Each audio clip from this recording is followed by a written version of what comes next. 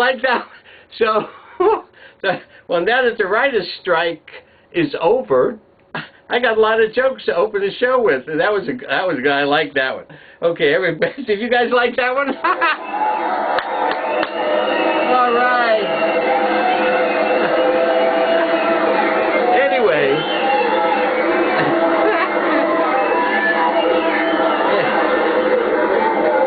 Anyway, we're back, and this is our Black History Month show. We're talking about the Alabama vest. You just saw the first segment. This is the second segment on our, not necessarily a marathon. I think from now on, we're going to do everything in maybe 3-show, 4-show segments, because 10 minutes is not enough to really do anything about anything. But we've been doing pretty good up to this point. Anyway, we heard at the top of the beginning of the show, which was the last show, we were talking about Alabama vest. Now I'm going to give you a rundown of Alabama vest history as it's known, as it's available on the internet, etc. And also we're going to follow up on our call to the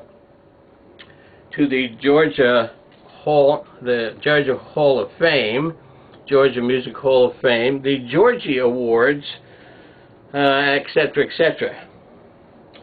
In the early 1840s, and we're going to speculate a bit and say that might have been around 1842, Alabama vest. Now we have no information about Alabama vest. We don't know.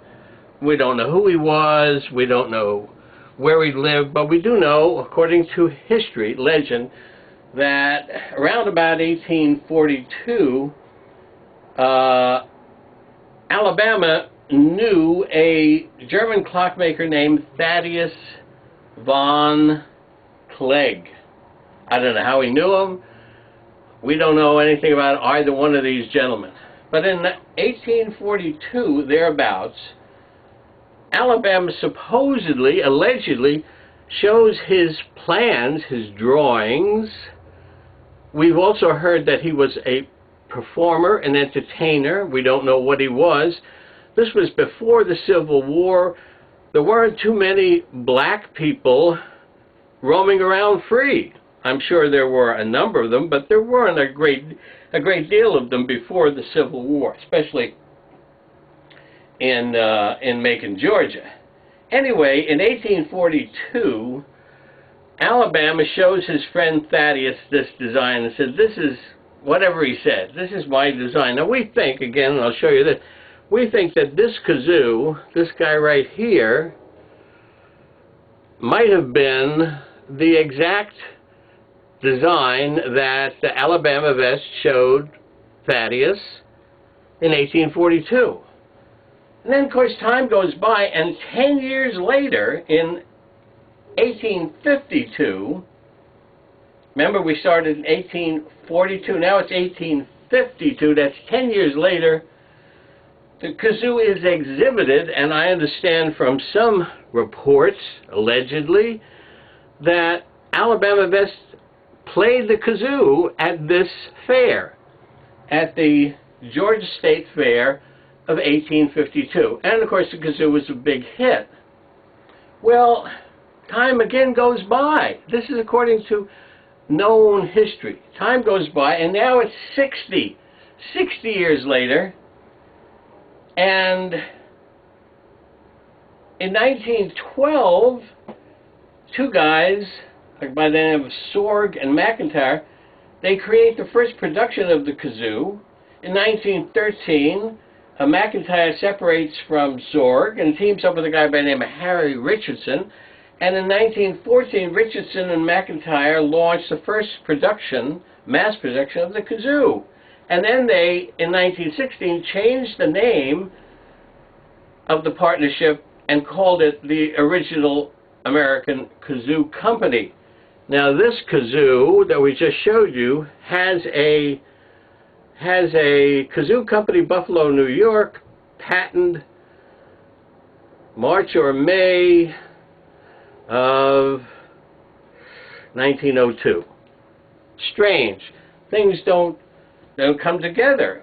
So let's assume that Alabama was, this is a prodigy, a kid, 20 years old, when he shows his plans to Von Clegg in 1842, and then he was 30 when why did it take them 10 years to make a kazoo?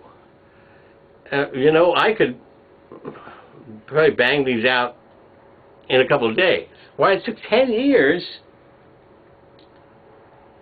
to bring the kazoo around to 1852 from 1842. So now, let's say Alabama's 30 years old. Then bam, the Civil War comes along, 1861 to 1865, we don't hear about anything. When the kazoos are put into production in 1912, Alabama would have been 90 years old. Now we've got pictures, photographs, actual photographs of musicians playing kazoos, this type of kazoos. The pictures are dated 1914. See what I mean? So it took 72 years from the time that Alabama West showed the plans of Von Clegg in 1842 up until it's introduced and is brought into production in 1916 or something like that. Really weird. In fact, the strange part about it is in all of our research, and we did a heck of a lot of research on the web, in person, traveling around, talking to people. I have to read this. After all of our research, there's not a shred of evidence anywhere that Alabama West even existed. There was no such person. There's no birthday, no birthplace, no relatives, no friends except Thaddeus Von Clegg, and there's no information of any kind that might shed some light on this most creative character. The only thing we know, and that is the simple statement that's repeated over and over and over and over and over again. When people talk about Alabama West, they all say, oh yeah, he invented the kazoo. Well, I don't know. And I'm asking you to help me find out. So I'm going to say go to CaptainKazoo.com, my website, the Captain Kazoo Kazoo Museum website. Go down to the Alabama West section and click on and read the blog about the facts of our research on Alabama West. And I want to hear from you. I want you to contact me and let me know if you know anything. In the meantime, we're going to be filling out our form, sending it to the famous Georgia Music Hall of Fame, and we'll be back with our next segment of the program where we're going to focus a little bit more on contemporary people who are playing the kazoo. How's that sound? You like that? Are you okay with that? All right. Okay. Thank you very much. You guys are... Yeah, I know. You guys are too much. I love you too. I love you too.